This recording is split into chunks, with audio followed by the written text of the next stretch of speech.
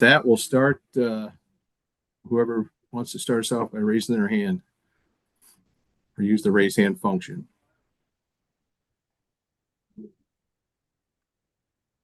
Jeff Jones, Belleville News Democrat in the St. Louis area. Hey, Ollie, I was just curious here. The opening days of camp, obviously, it's a lot changing down there for you all, a lot to get used to. The first few days, how have you sort of found the flow of the new facility, and how have you felt it sort of change things, maybe even here in the early going? Yeah, sure. I actually got here several days early and didn't think it looked like this by the time the players would arrive and start things around and making it pretty easy for us to navigate. The facility itself looks incredible. They did an awesome job from the performance side to the cages to the new eating room. I mean, they killed it. So that part of it has been really good. The flow of camp has been good. From a staff standpoint and the players coming in, there's a lot of enthusiasm and excitement based on a lot of different things, but the facility is part of that. And then the opportunity that they're being given is also plays into that. So overall, it's been a good couple of days. Brendan Shaper, STL's Sports Central. Hey, Ollie, you mentioned the other day when asked about some of the guys you're most excited and eager to see get going this spring, Andre Palante's name. I'm curious kind of what you view his opportunity to be and if there's anything he's working on to kind of level up from last year.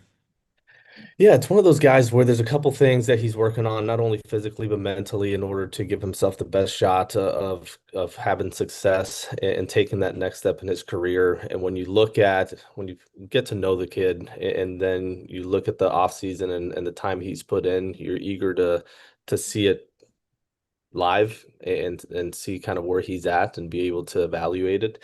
I think part of that quote came from my excitement just overall about the depth that we have in the rotation and having options. And if everybody stays healthy, which we hope that's the case, man, we're gonna have some decisions to make, and that's a good position to be in. But those guys, some more than others, understand what's at stake, and it'll be an important spring training for him. Lynn Worthy with the St. Louis Post-Dispatch. Hello, Ollie. How you doing? I'm doing well, man. How are you? All right, all right.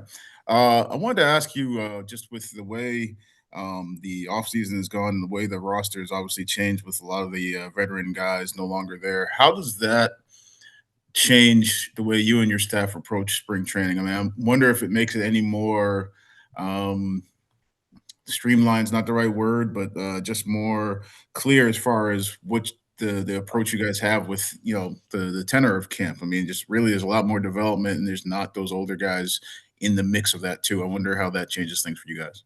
No, that's a good question, Lena. If anything, it just provides more clarity to everyone as to what this looks like and what we're trying to do. And there is a lot of enthusiasm, not only from our staff, but from the players because of that clarity. So, yeah, just meeting with these guys, man, it's I don't want to get into too specifics, but you look at some of the covering the players that we just did over the last couple days. It's a combination of this is freezing on me. Give me 1 second.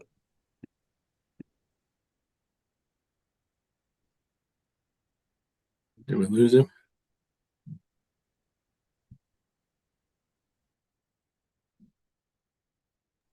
I think we did lose him temporarily, B. Yeah, JJ, let's get see. ready to bring him back in. I think he might still be outside. Yeah, no problem.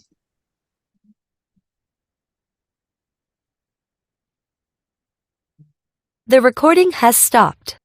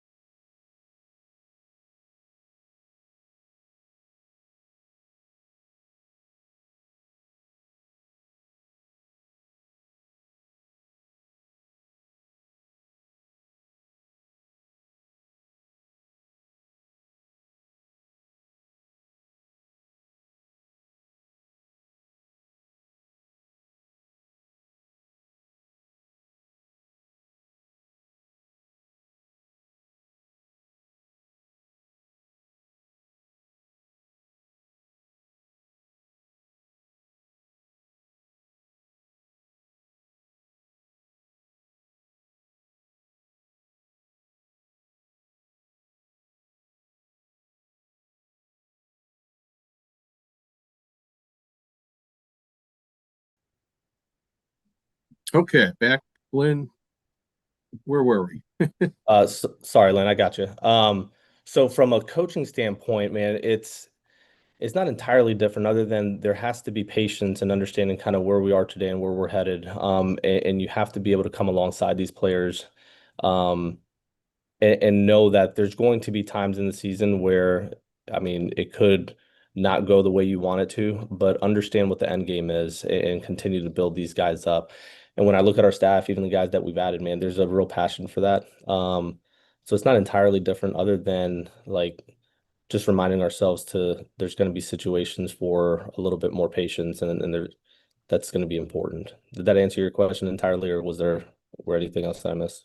No, I think it did, but also I had to follow up. I was just going to ask you, specifically with spring training, like, when you have a lot of the veteran guys would come in and it would be a lot of, like, okay, you're just trying to get your work in. I'm not sure, like, just off the top of my head, how many of the guys really fall into that. There's a lot of Yeah. guys who are trying to show something, prove something, make team. How does that change the dynamic in camp, or how do you expect it will if you just get Yeah, started? it creates a little bit more competition because there aren't too many guys that fall into that bucket where they're just trying to get their work in and prepare themselves from an at bat or inning standpoint for the season. These guys are showing that they're capable and ready and trying to win a position, whether that's in the rotation or on the field in the bullpen. I think it's collectively there's a lot of guys that fit into the bucket of having to show well. Um, so that makes for a more exciting spring training, a lot more evaluation on the staff's end. But it's one of the things we're most excited about for sure. Okay, we'll go to Brian Murphy, MLB.com. Hi, Coach. If you could boil it down to one thing, what would be the biggest point of emphasis for Jordan Walker this spring?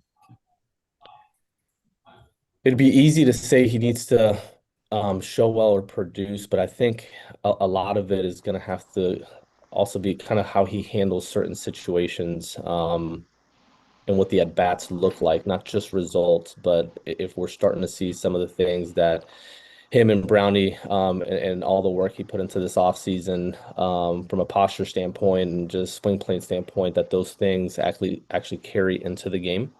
Um, and we don't want to be fooled in spring by some of the numbers not being there, but the work and the things that we're really truly looking at actually showing well. So we'll keep a close eye on that, more than anything. Next up, Wes Pruitt, the sports show, apparently it says here. Hey, Coach. We saw President Bloom trade away a number of players recently. What does this aggressive rebuild signal about the timeline for contention, and how patient should Cardinals fans be? Man, that's a good question. When you look at the players that are in this clubhouse, this isn't a group it's a stretch for them to be at the big league level. And that's why it's not where you're calling a bunch of kids from AAA and hoping they do well. These are guys that belong in the big leagues that have shown stretches, of some really good stretches. And now it's a matter of how consistent can we be with those, and then collectively, like putting it all together. So, uh, when you talk about contention, like we're not going to give anything away this year. Sure, we don't. We traded away several players, and there's a long-term view of this, but I don't see it being very long. I trust the guys in that clubhouse. I think a lot of them are going to take that next step in their careers. Um, and then you have the depth of some of these arms coming, that we acquired. So I'm excited not only for the future of this organization, but there's a lot to be excited about today.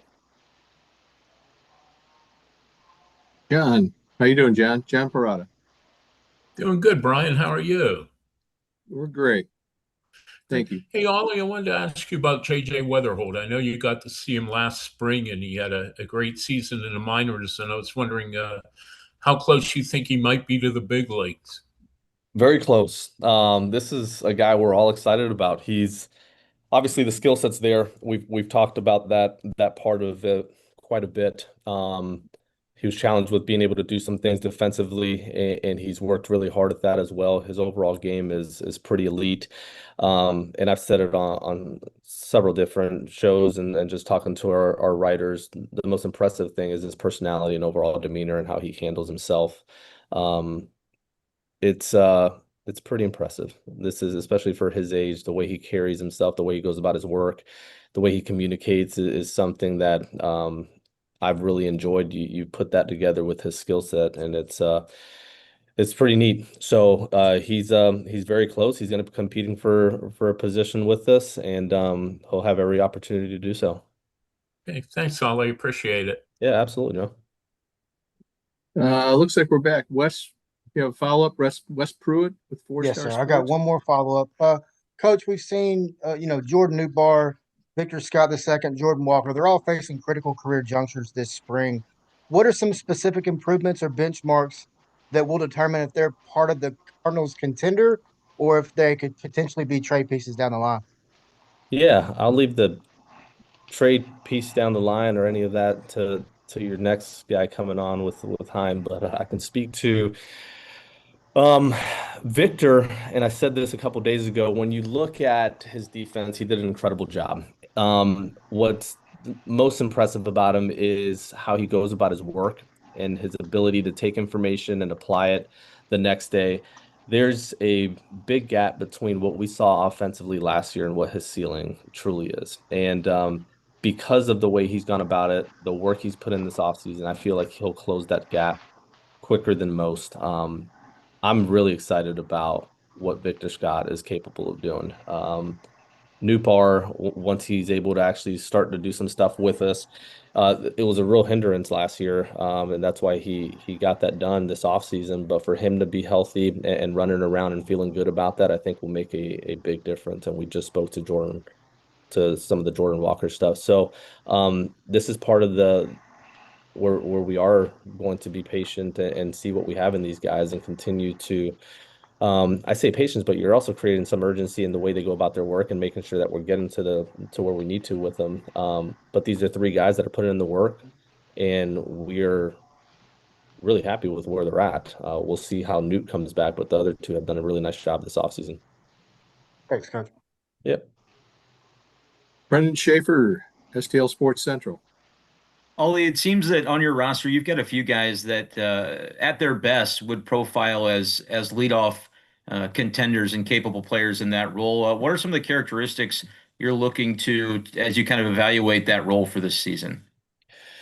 It's hard for me to name who that would be today, and I know that's not what you're asking, but there's several guys that fit that mold that can put some pressure early on, that could take a bag, that are just a little bit of a pest as a leadoff guy, and it'll be interesting to see how this spring plays out, because I just kind of messing around and doing the lineup. You could do it a couple different ways, and if everybody stays healthy, there are some options there. There really are. So um, I'm excited about having those options, to be quite honest. Yeah.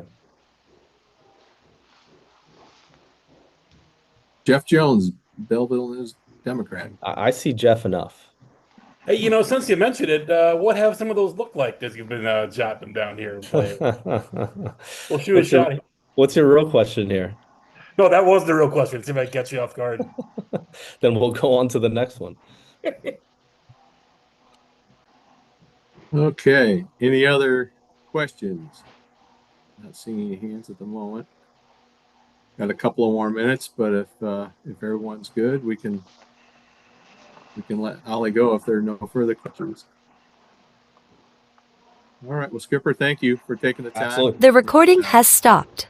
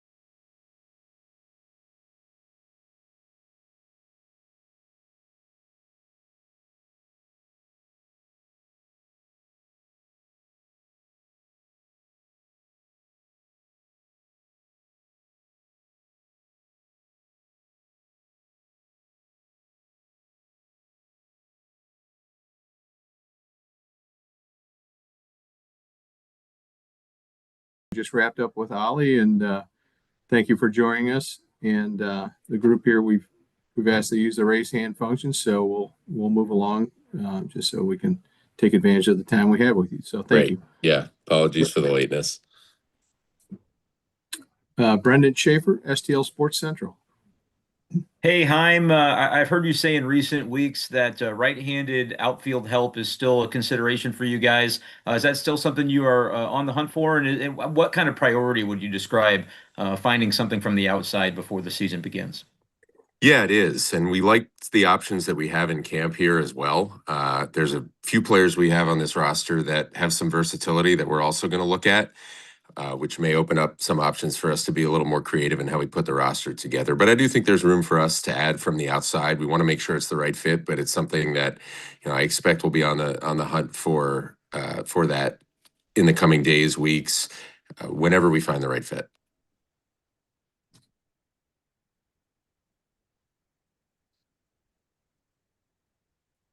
We'll go to Lynn Worthy, St. Louis Post-Dispatch.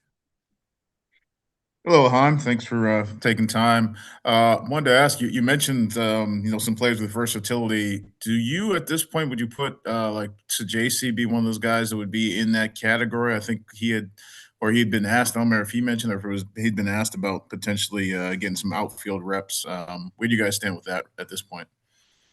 Yeah, he's a good athlete. I know our staff's going to sit down with him and run through some things that he can do during this camp, but the possibility of that is intriguing out there. He did get a little work last year out there, spent some good time with John Jay, starting to introduce that.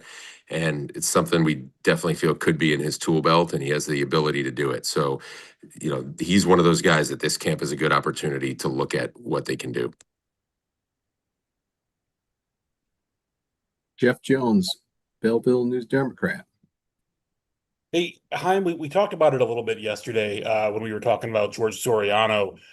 Where you all are at in terms of the competitive cycle and how you sort of view where the roster is right now, does that make it easier for you or maybe incentivize you all to be more aggressive in terms of the waiver wire, maybe guys who are short on options, guys who you might want to just see if the talent is there? And is there a thought that because of where you're at, you can maybe take some more of those chances and surrender a little bit of that control?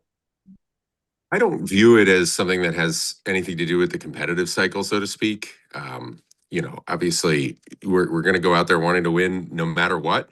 I do think because of the nature of our roster, we don't have as many guys who are entrenched in spots. And so there is maybe a little more room to take a look at guys. But look, you should always, I think, be aggressive looking for talent from other organizations, looking for talent that's out there.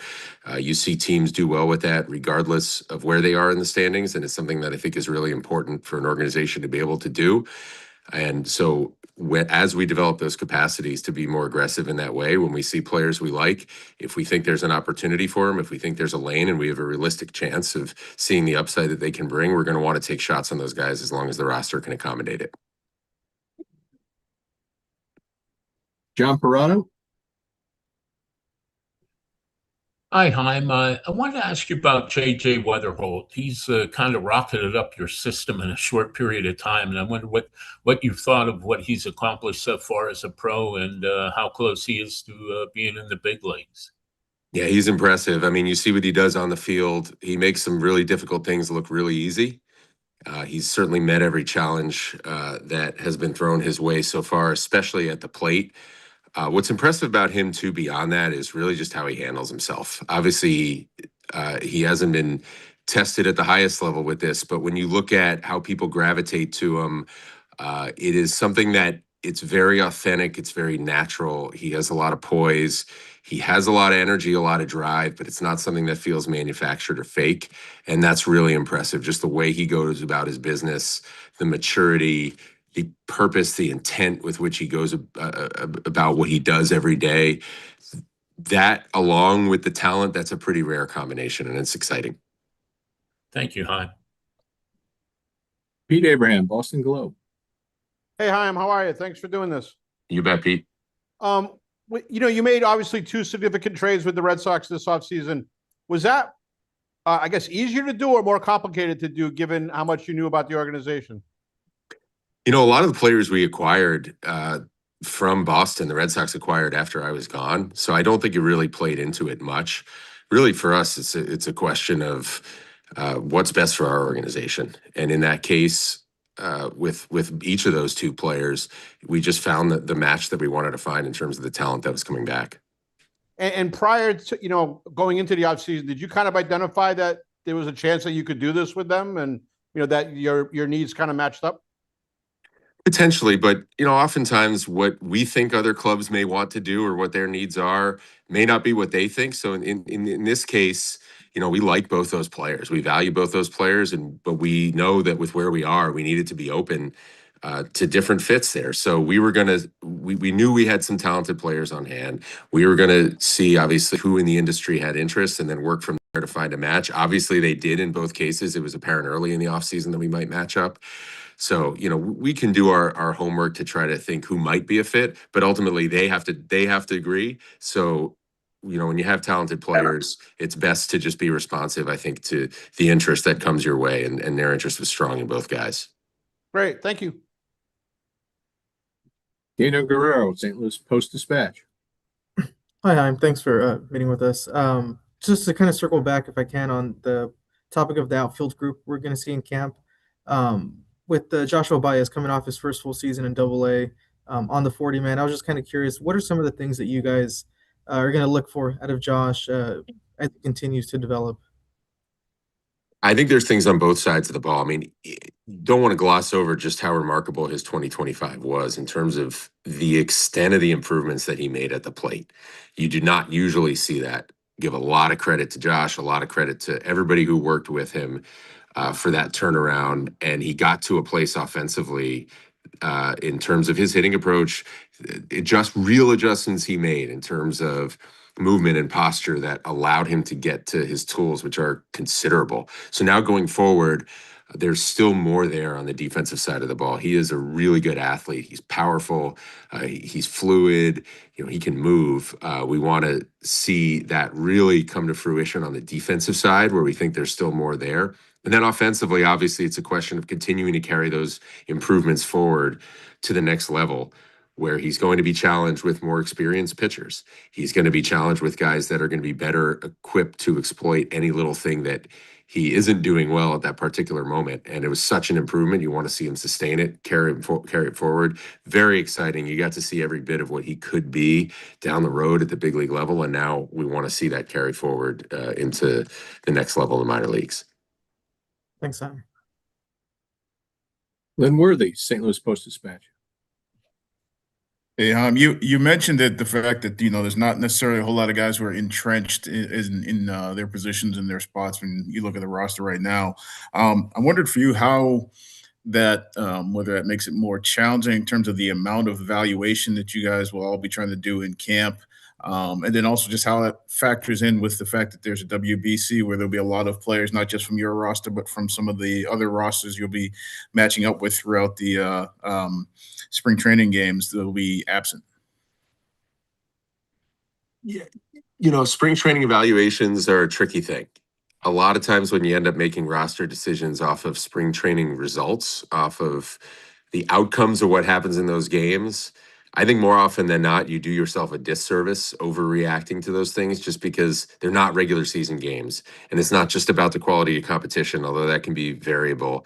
It's also about the fact that the veteran guys in spring training are not attacking those games, especially from a preparation standpoint, the way they will attack them during the season. So especially for hitters, it can be really deceiving because the pitchers are more getting their work in as opposed to trying to get you out based on the enormous amount of information that we now have on every hitter. So you don't want to look too much at results in any situation, but there are things we can look at in terms of how guys are carrying themselves. If we're trying to introduce something new, like we talked about with some of the versatility around Sajasi and other guys, or even if we just want to see how committed a player might be to an approach, what happens when things go wrong, how they're carrying themselves, how they're reacting, how they're seeing the ball. There are things we can look at in each player. I think it's just important for us to be disciplined in making sure that we recognize what those things are up front and that we stay true to that so we don't get carried away with the emotions of what can happen in camp, whether it's good or bad. Usually the season is a much better proving ground. So knowing in advance what you want to take out of those spring training looks, I think really helps you make better decisions off of them.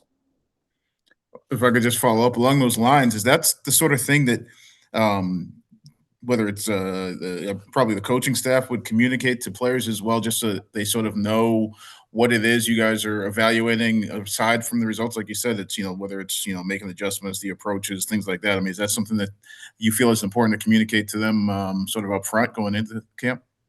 Generally speaking, I think you want to be as open with players as you possibly can. We're all human. Everybody wants to know how they're being judged, how they're being evaluated. Most people will thrive with a little more clarity on that relative to less. There are always exceptions. There's always things you may not want to put into players' heads. You do not want guys coming in here being anything other than themselves. So first and foremost, we want them grounded in that. But if there is something that we want to see from them, usually it's best to let them know what that is. Derek Gould, St. Louis Post-Dispatch. Good afternoon. A couple of things that you just said there. I hope you permit me two questions. One, you mentioned versatility a few times and brought up Thomas Ajacey and then other guys. Could you tell us some of those other guys? Are you like referencing maybe Fermin and Torres in that vein? Yeah, I think, Fermin certainly, Torres as well. Obviously, he's shown the ability to bounce back and forth between infield and outfield. Fermin certainly, he's a guy. This is a guy who puts together a pretty good at bat, knows the strike zone, competes at the plate. There's probably some opportunity for him to impact us at different positions than he has historically. This is a good time to look at that. So certainly him. In general, you don't want to be too cavalier with this, but there are benefits to adding versatility to guys. We've been a little more aggressive with that. In the minor leagues, I expect that will continue. You obviously don't want to necessarily do it for the first time in big league camp if you can avoid that, but there are certain opportunities if you feel it could really impact what Ollie has at his disposal starting on March 26th, then now's a good time to look at that. This corollary that I wanted to ask about recently came up with Soriano, but even you go back to the Rule 5 draft and it was Pusher, and the description with pitchers has been that the staff, the development group, analytics, they saw something that you felt internally you could augment and unlock. Like I said, it came up recently with Soriano. But most of that has been talking about pitchers. I wonder from the position player front on the guys that you've recently acquired, can the same be said there? Is that also an example of maybe where you're betting on the development group with some of these? Or were there specific things that they did that you just, all right, we need depth at that spot? A little bit of both. I think sometimes with pitchers, it can be easier to spot just because our game gives the defense the ball. And so the pitchers, at least in theory, have a little more control over what goes on. And so if there's a change, particularly in plan and usage, those might be easier to tackle up front. But it definitely does come into play. We're having some discussions today, actually, with some of our staff on some things we might want to tackle with certain players, certain position players, certain hitters in this camp. And even when we're talking about it on the acquisition side, like you look at someone like Ty Pete, who, obviously the tools are huge and there's been some problems with the consistency of contact. Not to say that that's just a switch you can flip, but when you see a player like that, you want to dig a little bit deeper to see, is this something that we feel that there's a training plan that could positively impact this, that could help this? Doesn't mean it's going to be easy. Obviously, that is something that if it were that easy, everybody would do it. But we did see some things where we have some optimism that through certain training plans, we can help that. Thank you. Brendan Schaefer, STL Sports Central.